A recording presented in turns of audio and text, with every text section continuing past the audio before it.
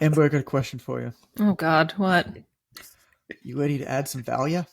Oh Lord, I'm scared. Ren, I got a question for you.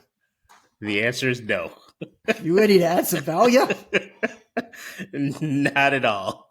Because today, my friends, today is a day where we are adding some value. Okay. Today's a day doing it where we're together. adding some value. We are going to go over today the 4 stages of content creation. Ooh. This is going to be an episode loaded with, Ren, what was it? Value? Value. I It's did an it. episode loaded with value. Just roll up my sleeves. Very important on a podcast to make sure that you roll up your sleeves before you start talking about something. You say so, John.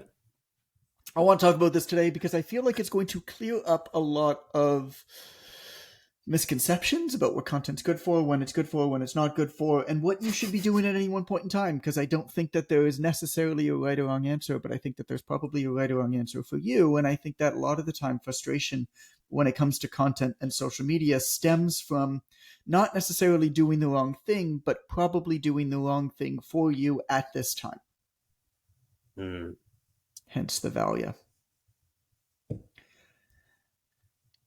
And so, I want to go over these 4 stages. How's that sound, you guys? That sounds good, but I have a question for Ren. Did you have the same song go through your head a second ago that went through mine? When he said value? No. When he asked what content was good for? Oh, war? Absolutely nothing. Thank you. Say it again. This is my favorite part Usually of Rush me and you Hour. are on the same lane for those things. We missed today. Never mind. My favorite part of Rush Hour is Jackie Chan singing War as he dances down the street in front of Chris Tucker. Nice. Sorry. It's a good time. Was that the movie where they talked about how, what was it, Chris Tucker said all Chinese people look alike and Jackie Chan said all black people look alike? Was that the movie that they did that? All Chinese people look alike to me, man. All black people look alike. What you say?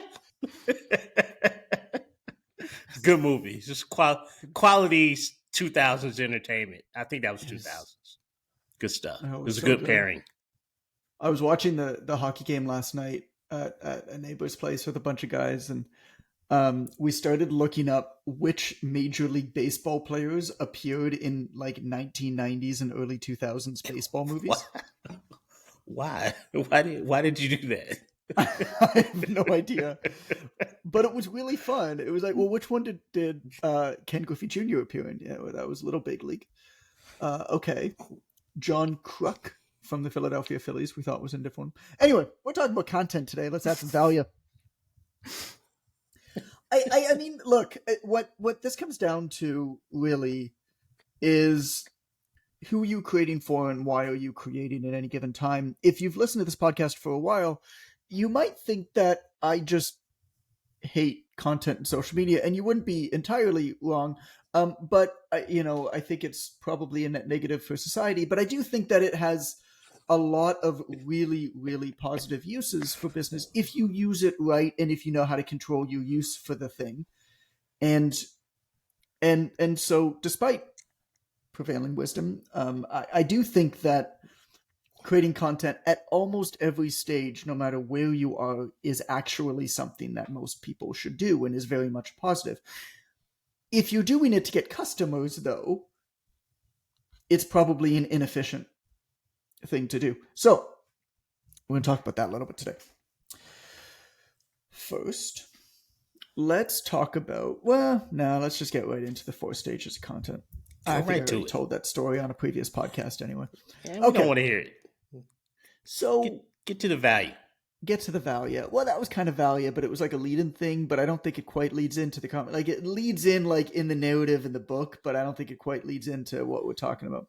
So when you start doing anything, I'm going to make this unbelievably philosophical comment.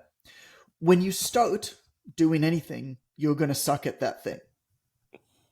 Guaranteed. Wow. I don't know if you listened to the first couple podcasts we did. Or even just the first few of this season.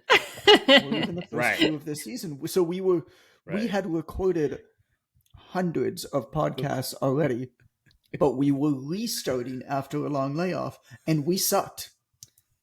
Listen, I don't think it was quite episode 1. I think episode 1 might have been funny because we were just getting back to it and we were really excited. But listen to the episode that Ren and I did together without Amber. It might have been like episode 3 or something. Oh, yeah. That was bad. It was bad. It was a bad episode.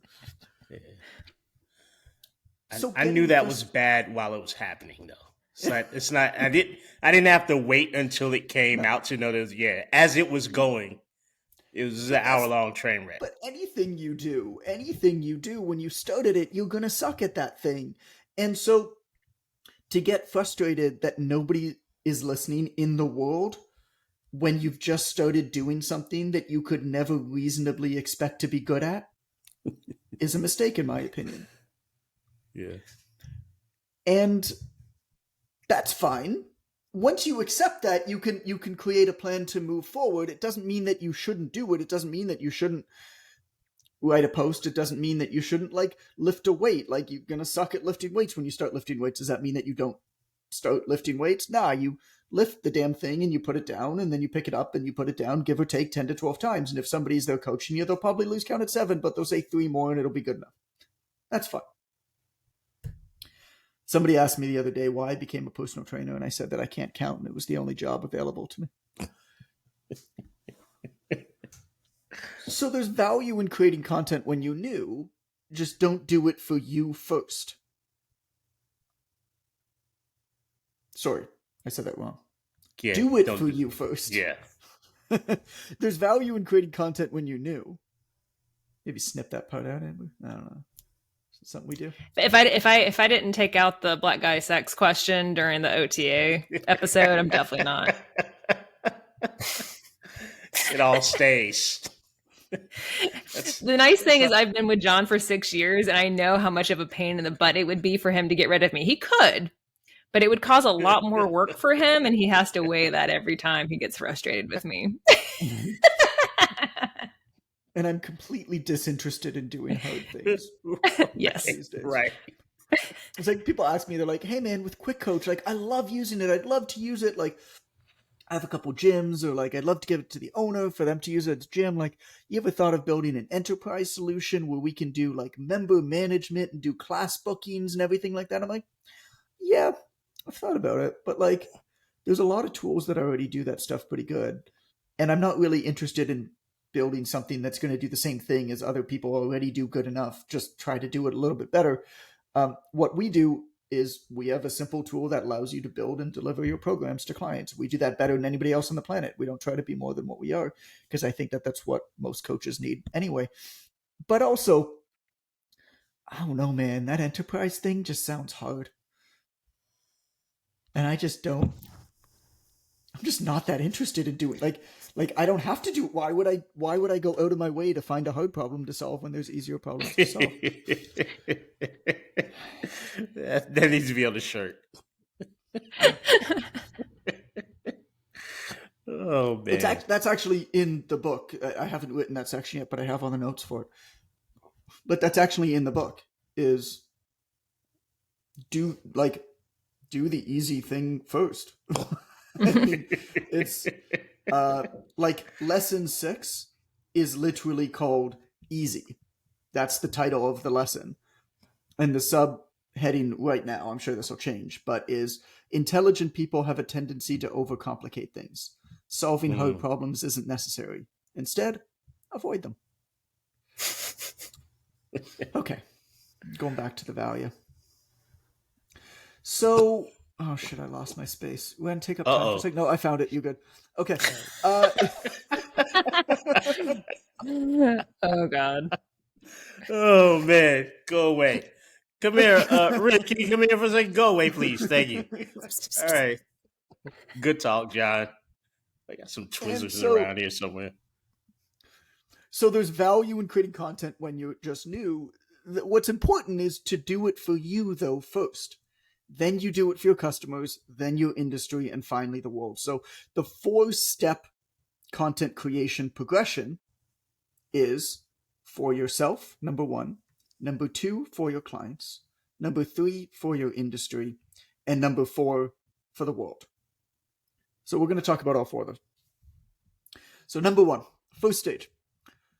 You create content for yourself. So Matt Mullenweg, who is the founder of Automattic, which is the parent company of WordPress, if you have an opportunity to listen to an interview with him, he's an incredibly poised, well-spoken, well-thought-out guy. And he's young, but I think he's just like had a lot of experience when he's young. And really, really neat, like the origins of WordPress, like how it started. I mean, it was this crazy, almost like not-for-profit, like collaborative effort of all these people doing like underground coding. It was really wild. Anyway, if you have an opportunity to listen to, I recommend it. There's lots of podcasts with him. Matt Mullenweg is his name. Anyway, what he once said: when you can write well, you can think well. The best way to learn is to teach. Teaching somebody else, this is me now, this isn't him.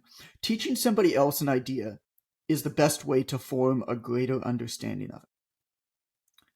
Creating content as a way to learn better is a fantastically effective learning tool. Whether anybody actually else engages with it, though, should be irrelevant at the start. That having been said, I do want to give a shout out to my mom for the comment on my first ever blog. It was the only comment that I got for the first 2 years, so shout out, Mom. She even signed it, Mom. That was the best part. I don't even remember what it said. I could find it. I think I have a picture of it somewhere. But it was like, this is great. This writing shows great promise. Keep it up.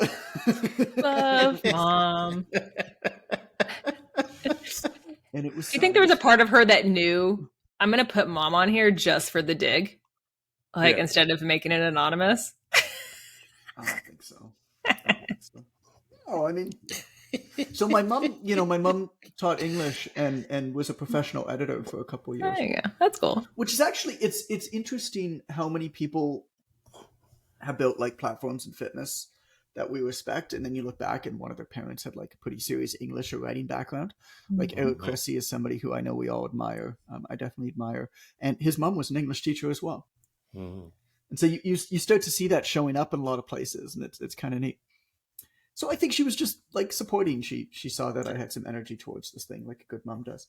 But this idea of teaching, I think that everybody should be a teacher, at least at one point in their life. I think you should also try to always be a teacher in some capacity. Now, that doesn't mean that you're like a teacher in front of students, but I do think that figuring out a way to teach somebody something that you think you know forces you to get out of your own head, to remove all of your previous understandings and biases towards a thing, and try to explain that concept or that thing simply enough so that somebody else who not just doesn't have the same level of knowledge or background or understanding of you, but you don't know what level of knowledge or background or understanding they have.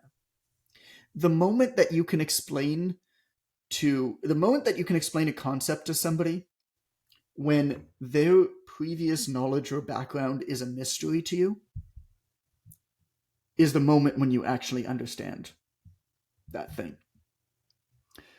And so I think creating content is a phenomenal way to learn better. As you're studying, I don't give a shit what it is. Podcasts, videos, write, whatever you want.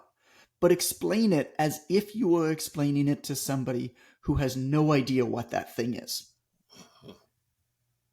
God, you'll learn faster. Holy crap, you'll learn faster. Any experiences with this? Either you guys? I mean, we just had the one post in the students and grads group the other day about this. This guy had emailed, he had signed up for the Online Trainer Academy a while ago, and just kind of put it aside and was diving back into it. Man who signed up for it, not I so know. much to put it aside, but smart man. Well, he started it, and guy. Exactly. Smart guy signing up for that course, right? And then he had been posting a lot, and he'd been using his like business page, and one of the things we'll often talk about is not using your business page for various reasons.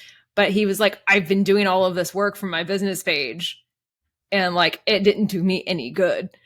And so we had this whole conversation of like, no, that's actually awesome because you got all of the suck out of the way, And now you have like a library of content already. So you can see, you with fresh eyes, you can reread your content and see what was good and maybe some things that weren't so good. And you can rework them now from this new perspective that you have of someone who has all of this experience. And so it wasn't wasted, that he, kind of felt at the time. And so, yeah, we just had that pop up, and so that was exactly what he was doing, is just practicing that writing skill set and what he knows. Yeah.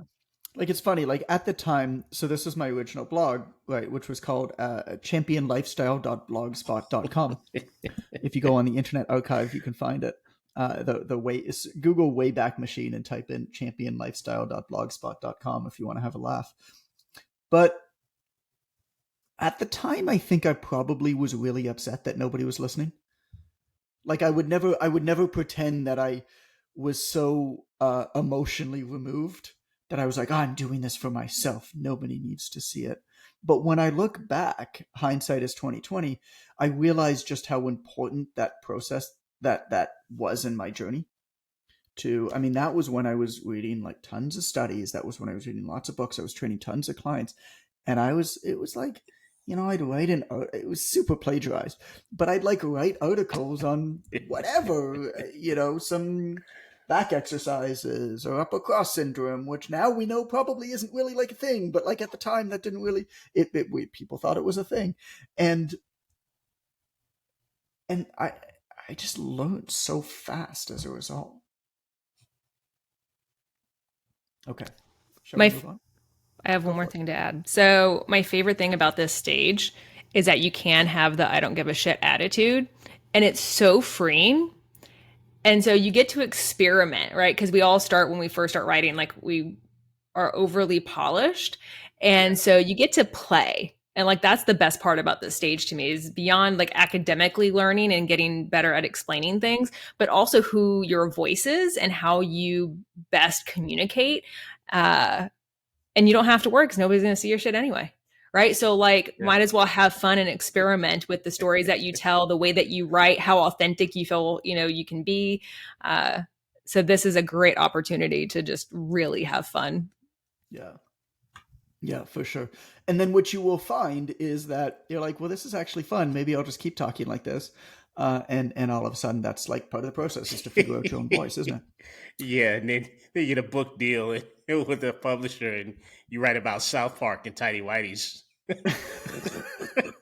But part of the benefit is I can be myself. I don't have to do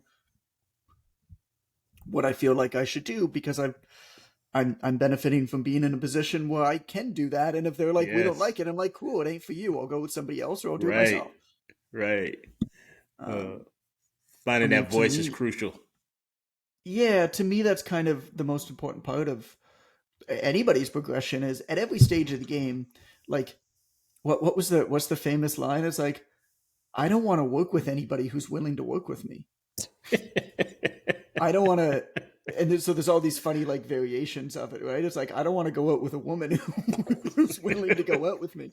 I don't want to network with anybody who's willing to network with me. Like, at every stage of the game, there's power differentials, isn't there? Yeah. And you can make jokes about it and poke fun at it, and I think that's kind of funny to do, but like, it's a real thing. Do you want to be somebody kind of begging for attention, hoping, praying for an opportunity? Or do you want to be somebody who, when you get an opportunity, you're like, nah, this ain't for me? Well, and even if you got the opportunity early on, you probably don't know what to do with it anyway. Like at that stage, like early on when I first started, like I wouldn't have known what to do if someone's like, hey, you want to do, whatever. I would have panicked and wouldn't have done very well probably. So.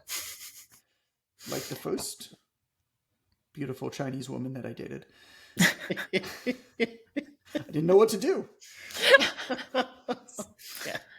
So what's that second stage? Let's go ahead and talk about that. Yeah, let's move the conversation forward. Talking about editing this podcast again, Amber.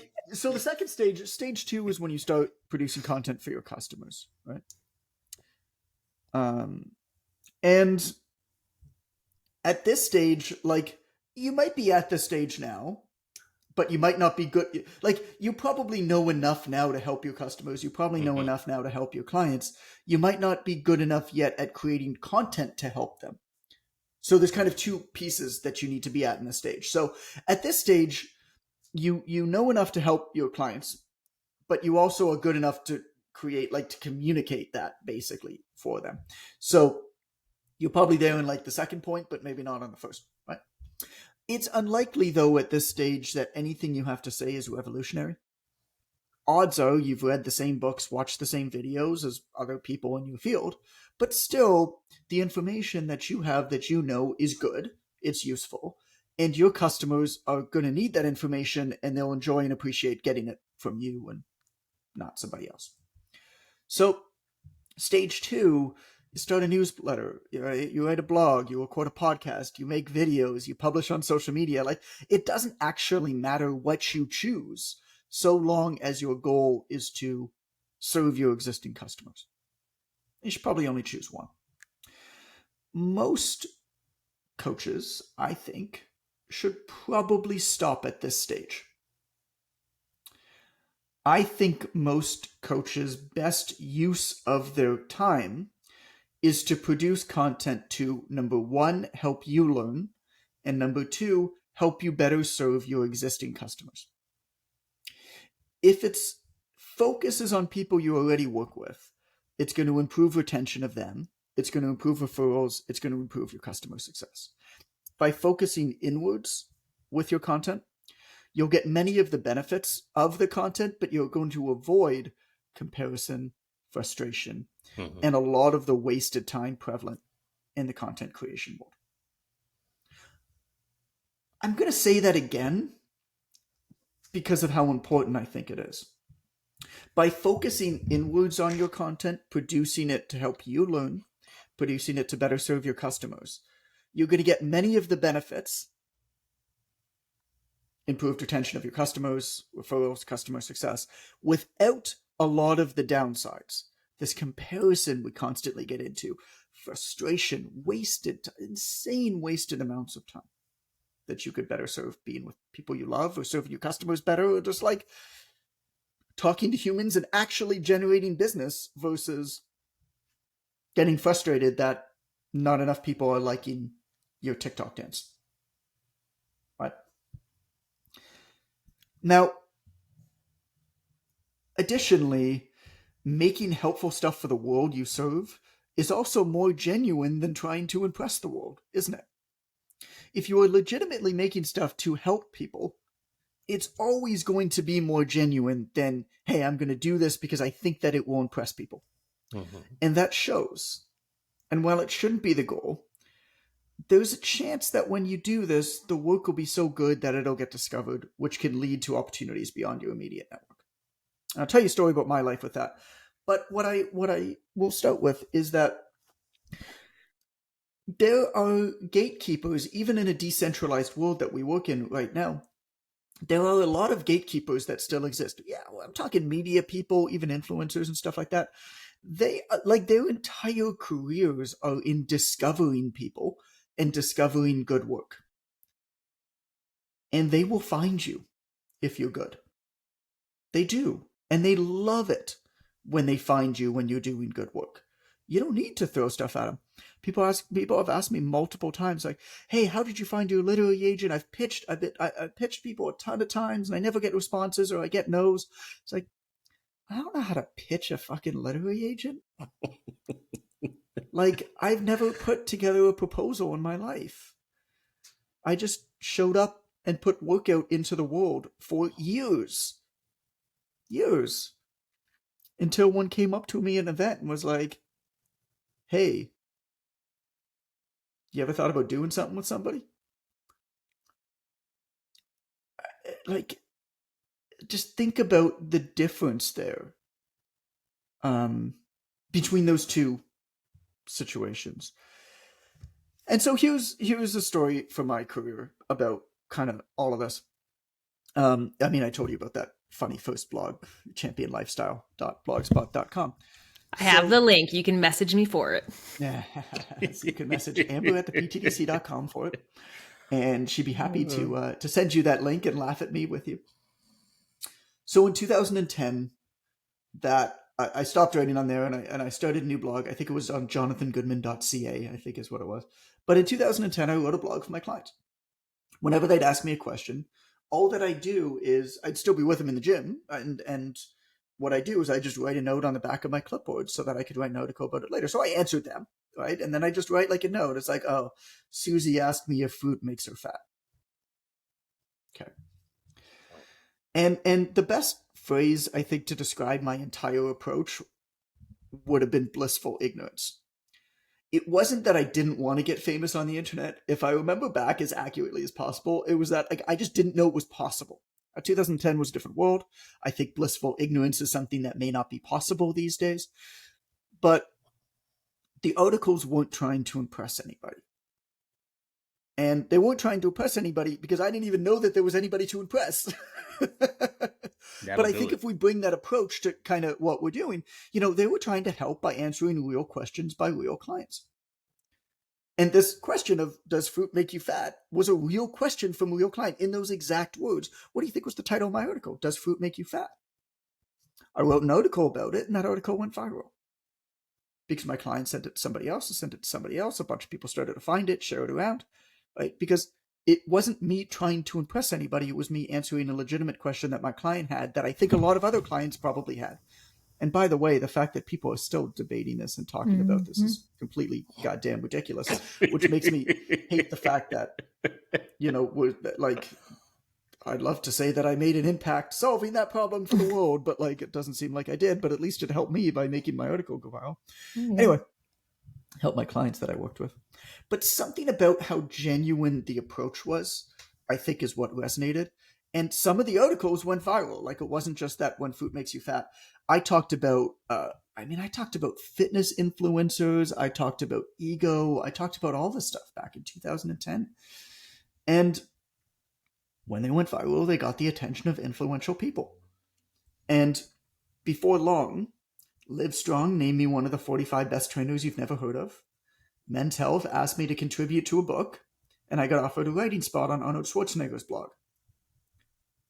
And when I look back, this all happened reasonably quickly. But keep in mind, I had been writing at this point, so 2010, 2011, I'd been writing for close to 3 years, creating content, not caring if anybody read it, or just sending it to my clients to answer their questions at this point. 3 years, right? So looking back, there's two things that I learned from this experience. The first was that none of the virality or recognition happened because I was trying to make it happen. It happened because of how genuinely I was trying to answer questions. The second was that it didn't lead to a single training client, ever.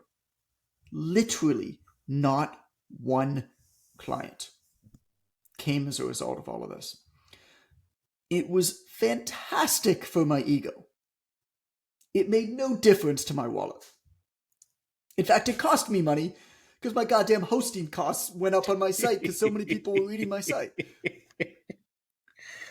I mean, obviously it evolved into bigger things for me over the years, right? This is the whole analogy of its content is a savings account. You make daily deposits into it when you can, when you have excess time and capacity and energy and money, and you hope that they're going to pay off in the future, but you can't expect immediate returns from a savings account. Anything on stage 2 before I move on to stage 3? Because at a certain point in time, my colleagues began asking me what I was doing. Mm-hmm. And that's when I transitioned to stage 3 and begun to create content for my industry. And I'll get into that, but we can dive into stage 2 a bit more if there's anything you guys want to add. I'd say stage 2 is my favorite. That's where I like to be. And I've probably got a little bit of industry inside knowledge now that I could start talking about industry things. I just don't. You are here. Yeah, but I just don't have any desire to for your right, clients. Right. Like I'm paying you, and I'm just right. giving you a raise because we got a sponsor for this because somebody who don't want to sponsor, and I like the company, but yes, and we'd like to thank the Polyamorous Vegan Society of Northern California for sponsoring. I mean, you guys are the real winners here. Just the way you set aside all the shit that we talk to you, and you're here for the people. But I like stage 2 for a couple of reasons, and I think stage 2 is that there are two things that are important for me in stage 2 that I think can help the students of the Online Trainer Academy. Number one is this is a great place for doing a live broadcast, right? Because your live broadcasts allow you to figure out so many different ways to give information to your client base, the people that you really serve. It's a great exercise for most people to fumble through saying things, because what happens is you get an opportunity to be on a podcast, or if you get interviewed by local media or a magazine or anything like that, you get really, really sharp at answering questions because you've talked about almost everything that you could possibly talk about. The other thing about this stage is where the niche comes in, because John's right. You're not going to say anything revolutionary, right? There is no new idea that you're going to come up with that's based in any reality, at least. However, your market has probably never heard anyone talk directly to them. And that seems really very novel for them. When you're a mom over 30 and somebody gets on the Instagram and says, I work with moms over 30, and I know that you have these things happening during the day, these things happening with your body, and I'm very well studied in these specific things, and I want to talk to you a little bit about it. As a matter of fact, the only thing I'm ever going to talk to you about are the things that matter closest to you. That's a really good reason to narrow what you talk about, because it seems more revolutionary. It seems more novel, just the fact that you're concentrated so deeply into one area. And that's all I have to say about that. I think the point of you get really good at answering questions. I like that. I like that point at all as a lot. They teach that to professional speakers. Mm-hmm. Really, like, how many different questions do you get? 7, 8? It's all the same shit. Like, there's not that much that we need to know. We just need to do a good job delivering it, and we need to do a great job coaching it. And it's the same thing with professional speakers who speak about, like, the same thing. You don't need to go see a live TED Talk. You can just YouTube anything they've spoken about, and you'll see everything that they're going to say probably 20 times. Because they repeat themselves a lot. Because they practice telling stories. Mm-hmm. And that's kind of what I'm doing, by the way, on this podcast. Like, for the book, I'm practicing telling these stories and communicating them. And then I'm going back and iterating on them. A lot of what you do with your clients in the gym, or even online, however you're coaching, is performative. And a lot of how you the skill with which you're able to describe and answer and explain is very, very important. And so I think that that's a good point, man. Thank you for making it. Yay. I did a thing. Value. Value. So let's move on to stage 3 then. Where you begin to create content for your industry. Now, I'll preface this by saying most people should never go here. Most people never need to go here. Well, nobody should ever need to go here, because if you're at the point where you're creating content for your industry, you should be so successful that you don't have to create content for your industry. You shouldn't be creating content for your industry because you need the money to create content for your industry. It's like all these people who are like, I sold my gym and now I help gym owners. It's like, you didn't fucking exit your gym, bro.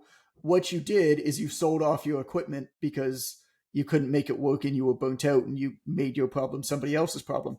That doesn't mean that you can, like, consult me on being a gym owner. So I always like those origin stories. I had a gym exit. It's like, nah, you sold some equipment that you bought at a loss. I don't think that that's the same thing, dude. Ask me what I really think, though. And so if you're at this point, you should only be doing it because you really want to be doing it. You shouldn't have to do it or need to do it. You shouldn't be looking at doing this because you think that it's like the great next opportunity to solve all your problems, because it won't. Because your industry will very quickly realize whether you have something important to say and valuable to say or not. And I'm sure you see it out there. There's a lot of people educating in these industries that just like, they just haven't put in the hours. I mean, it's not that they're like bad people or have bad things to say. There's just, you can tell when somebody is repeating stuff they heard elsewhere, or you can tell when somebody is putting in the hours. And I feel this because I know some of the times when I've been writing books and I'll like can chapters because I'm like, this is way too hard for me to write. I shouldn't be looking for inspiration or for answers on all of these things. These should be things that I know. And if I don't know these with a lot of hard-won wisdom from experience, sure, it doesn't mean that I can't research and like use that to almost amplify what I'm saying, but it shouldn't feel like this much of a struggle. And I'll can stuff sometimes in a minute. Like, doesn't mean that this doesn't belong in the book. I think it probably does belong in the book, but like, I'm not the one to teach about this.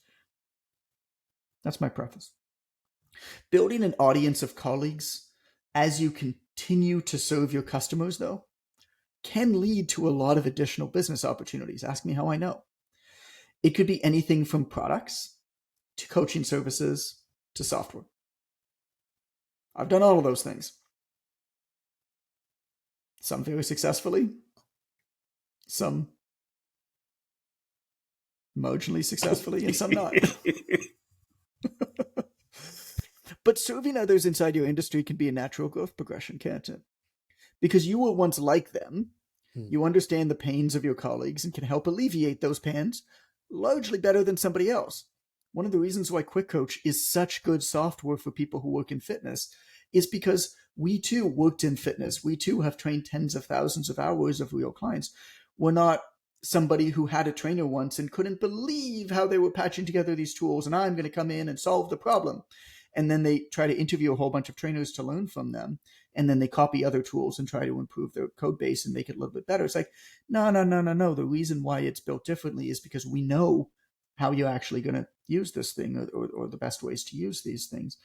And that's what makes Quick Coach so phenomenal.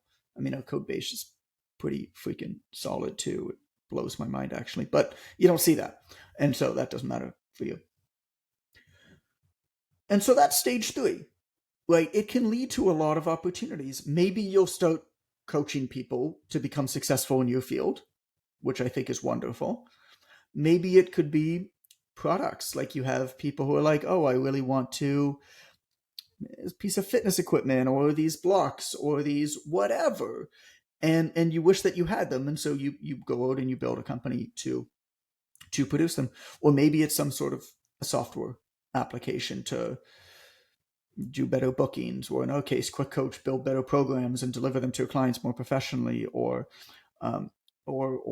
marketing or advertising or whatever it is. It can lead to a lot of opportunities to help alleviate those pains. Just make sure that they're really pains. Don't start building stuff and then looking for problems the stuff that you already built solves. Instead, look for real pains and say, can I do something to actually solve this pain? The pain is most people in fitness have 10, 15, maybe 20 clients. You should not be paying $50 to $100 for fucking software to automate a whole bunch of shit, being confused about how this thing works. You have 10 to 20 customers. You should be using a super lightweight, professional, low-cost solution to be able to do what you do. That's Quick Coach. Like, that's the pain. It didn't exist. And now there's actually a bunch of people that are starting to kind of copy it, but it's kind of to be expected. One of them reached out to me. It's like, hey, I see we're kind of doing the same thing. I thought it'd be good to touch base and compare notes. That took some balls, man. That's. I didn't answer that email. Yeah, you to be fair, I don't answer a lot of emails. It wasn't really that one specifically. Yeah, you need someone on your team that's like the pit bull. Like, you always send me the stuff that needs like the empathy. You need someone that here, like, this person needs a snarky answer. You need that person. I don't think so. I mean, I know, I'm just being silly. I have no Ren will do it. Do He it. volunteers. Yeah. What did I say to this guy? It was a text message the other day. It was funny. Oh, this is I the took, actual like- text message. Yeah. Compare notes. He sent me this Fuck out of here. April 25th at 9:30 a.m. Yo, checking on you, bro. You good? So I sent him back a message April 26th at 5 p.m. Hey, dude. Yeah, good. Home in Toronto. Feeling good. Book writing's going well. Just trying to be okay with the day-to-day flow and not feeling like I need to push out all the time. He responds, I sent this yesterday, Goodman. Get your shit together.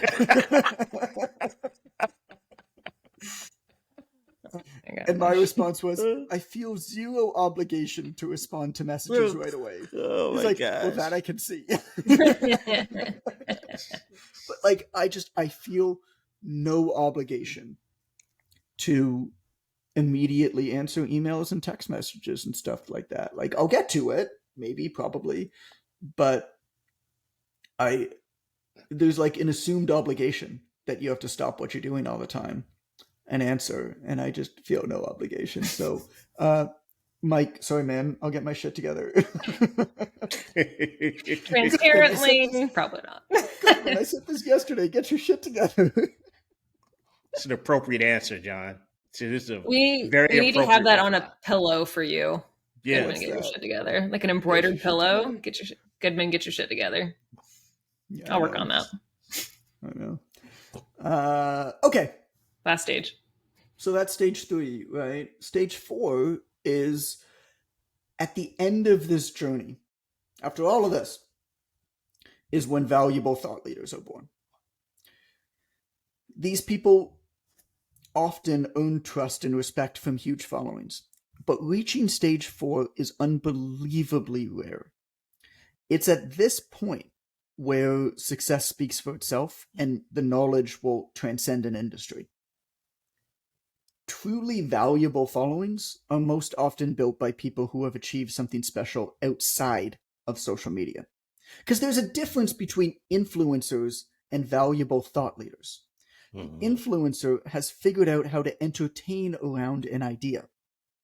Doesn't mean they have advanced knowledge or wisdom or experience around that thing. It means they're very good at entertaining or superficially educating, maybe, around an idea that doesn't include any like real experience in the thing. The thought leader, on the other hand, has this almost palpable wisdom. Even if they're saying something that a lot of people know, they're able to simplify or communicate it in a way that is very hard to, what's the best way to say this? It's very hard to even know or verbalize what it is they're doing that makes it make so much more sense when they say it versus when somebody else says it. I mean, it's simplicity, isn't it? And simplicity, you can only really achieve simplicity after you've gone through many, many years of hardships and understanding and complexity in order to whip away all of the extraneous stuff. And this is, to me, this person has now achieved the rarefied combination of experience and insight resulting from many years of learning, of doing, and of building. And so that's stage 4. And stage 4, I mean, I'm talking like decades into your career. There are examples, there are outlier examples of 30-some-year-olds who have just achieved a lot at a very, very young age. I think a lot of them that are out there right now that are younger in their 30s, that are become like thought leaders, are largely bullshitters. I think that they've achieved something in like one industry.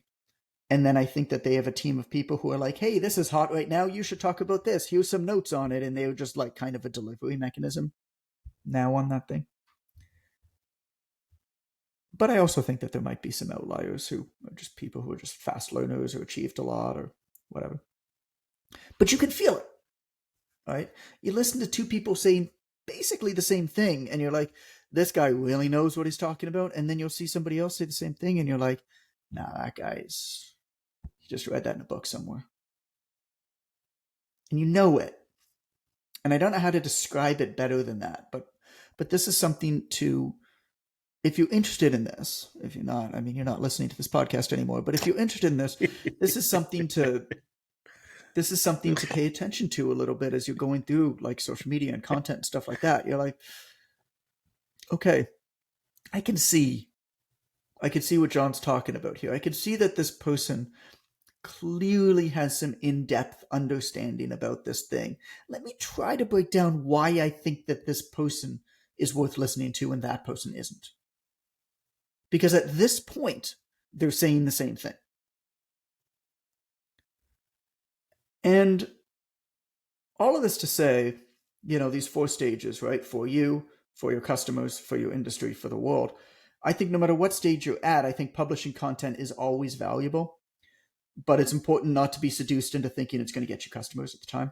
I think there's other benefits that evolve as your career progresses. And so start doing it as a way to learn, then as a way to serve your customers, then as a way to educate your industry, and finally to influence the world. But in that order, and recognize kind of where you're at, and not to fall prey to the comparisons of people who are at different stages of the game or playing a different game than you, comparing yourself to them, because your goals are very different from theirs. Trust online is hard to come by. And the reason why it's so valuable is largely because of how hard it is to come by. Because most people sharing content haven't actually put in the real work to earn it yet. They think that content creation is a shortcut to success. It's not. It's period. Something that I think is important, and maybe this is a topic for, part 2 of my thought is maybe a different podcast episode, but one is no matter where you are in that process, you're only in that spot for that topic. So you may be like in stage 3 for one thing, but you may be in stage 1 for another. And I could see how it would be really easy for our egos to kind of get in the way and make it feel like, hey, we know this topic really well, and we kind of skip ahead, with a different topic. And so being mindful of that, I think is good. Kind of like how every marketer has somehow become an expert on artificial intelligence in the last month and a half. Mm-hmm. I find that just, it's amazing. It's amazing how fast these people are able to learn. 2 years ago, they were cryptocurrency experts. Mm-hmm. 3.5 years ago, they downloading the information in their brain. They were just incredible day traders for stocks. Mm-hmm. 5 years ago, they were unbelievable Facebook paid advertising experts. I mean, just world class. And now the artificial. I mean, these men and women just wear so many hats. It's amazing how fast they are able to learn. It's when you've been around this stuff for a long time, you get so jaded by it because I see the same names. I'm like, you fucking on that now? Like, you serious? Mm-hmm. Oh, god damn. Like, really? You got a dartboard at home. They throw a dart at the board. They're just like watching Google Trends and just looking like what goes up and what goes down. Yeah. I love it. In the context of Online Training Academy, I'll often talk to students who are at like phase 2 or 3 for exercise and science and phase 0.5 for business. And I can always tell them, because they'll get on the call and they'll inform me of how many decades of experience they have as a trainer. And I just sit and listen, it's sitting in my high chair, swinging my feet. But that level of awareness is valuable to attain, isn't it? Like, yeah, I spoke to somebody the other day, who had 13 years of experience as a trainer, but they basically never focused on their business because they trained in person. And so, right. They trained in person with blissful ignorance, not really knowing what they were doing. But in doing that, they were much more genuine than they would otherwise have been if they were trying to impress people. Yeah. And so they built up a reputation and they put in the work and they built up a good clientele. But now they're trying to do this in another way online, in these people's cases. Sometimes it's you move to a new town. Sometimes it's you decide that your way of training is maybe something you don't agree with anymore. And that happens quite a bit too. And you almost need to like switch where you're training and your clientele and stuff like that, or how you coach, right? And so you're almost starting from new again.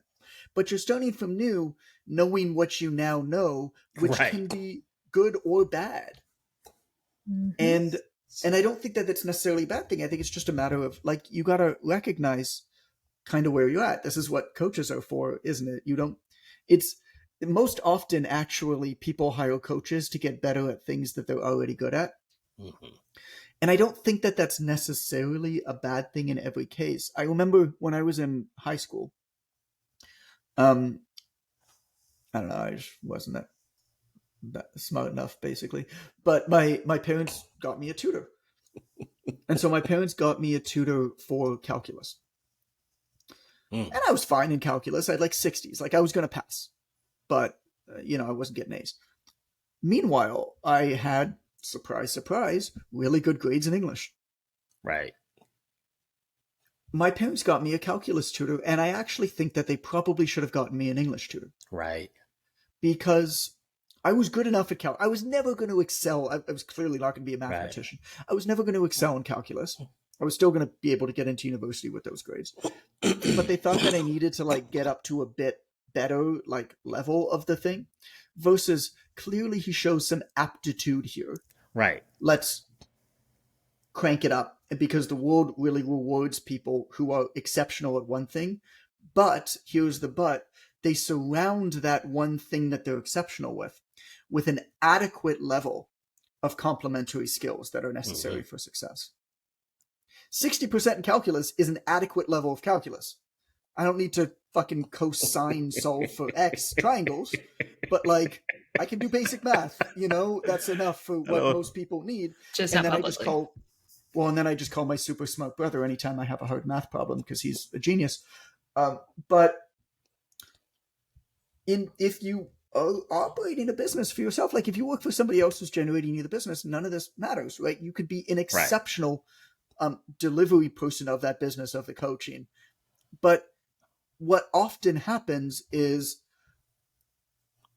you have somebody who's so exceptional at one thing, and it feels good to keep getting better and better and better at that one thing, but they never collect these complementary skill sets, which is the psychology, the coaching, like the human-centric skills, right? The empathy. It's like, I had to teach myself empathy. I mean, I can show you my books. Like I've read textbooks on behavioral psychology. I've got books on narcissism. I've got books on behavioral intelligence. Like an emotional intelligence, Daniel Goleman, like one of the classics on it. Like I've got it all tagged and shit up. Like this doesn't come naturally for me. It's something that I recognized was important to learn. And so I learned it. And it's the same thing with marketing. Like I went to school for kinesiology. The first marketing book I ever read was after I graduated university. I found my brother's marketing textbook in my parents' house in the basement, and I picked it up and read it. And it was hard because I like lifting stuff up and putting it down. I like talking about muscle cross bridge formation and actin and myosin. And I liked thinking about, improving my rapamycin mTOR pathway. And I liked reading about that stuff. That stuff, for whatever reason, came much more naturally to me. But I recognized that I had to combine that with a complementary skill set of emotional intelligence, of behavioral psychology, of marketing, of finance. And however you do it, it's going to be hard to do because it's not going to be natural. But it's important to take a step back, I think, and at least it was for me. It was important to take a step back and say, all right, let's get a baseline knowledge of this stuff. Like, I don't think I'm a world-class marketer, but I think a lot of world-class marketers don't have any subject matter expertise. And so they have to work for other people. I think I've got strong subject matter expertise and then a pretty good knowledge of marketing and finance and psychology. And I think that's what has led to any success that I've had.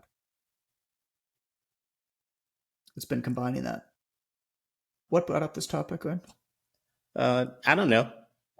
What brought it up was we're just talking about the fact that Amber mentioned that someone may be in one phase, in one area of Yeah, that's their what it was. expertise, in a different phase. It reminds me of who's the creator of Dilbert, who said he's Scott a Adams. better cartoonist than most business people, and a better business person than most cartoonists, and that's why Yeah. his comic strip has success. It's kind of what you're Yep. saying, like, merge them shits. Merge them shits. All right. Well, I hope you enjoyed the value today in today's episode. Amber, what did we do today again? What? What did What we did we do do? today? What did we deliver today? Value. I am Yeah. not. No, I'm not doing it like my. It's like no. you saying that is like when my grandmother says Missouri, she says Missouri. Drives me bananas. Absolutely hate it. Yeah, but that one's clearly not right. What was mine? You're not quite sure. Oh no, I'm what did we 100% deliver sure. today? When what did we deliver today? Yeah. There it is. It's in I want a the book value. of Amber's idiosyncrasies, like everything that just mildly affects Amber in a negative way. I'd like a full list of those things. Hey, and this is me medicated now. Like, and this is right. like, I I'm feel like still that a needs little to be the goofy. title of the book. Amber's mild idiosyncrasies. Yeah. It'd be a good book. All right. Thank you for listening to the podcast. Hope that you enjoyed that. If you are looking for another podcast to listen to right Ooh. now, don't turn away. Please listen, Ooh. improve our numbers and listener time. Episode 49. It's called The Super Basic Business Principle. You're Screwing Up. This is one of those things where you've probably heard this piece of business advice before, but odds are you haven't done it, or you've done it a long time ago and kind of half-assed it. And we're just going to give you some strategies to actually do it and actually get some real benefit from it. So wherever you're listening to this podcast, just scroll back, episode 49, the super basic business principle. You're screwing up. I hope that you enjoy it. And as always, please rate and review this podcast. I'm told that I should ask you to do that. I don't really know what it means. I've never rated and reviewed a podcast ever. I've probably listened to 1,000 and I've never done it because I don't even know how to do it, but I'm told that it matters. And so please do the thing that I'm told that I should ask you to do that I've never done myself, which is rate and review our podcast. So I guess where people find it, I don't really know how it works. It's all magic to me. Anyway, thank you. Bye-bye. Talk soon. Oh, man.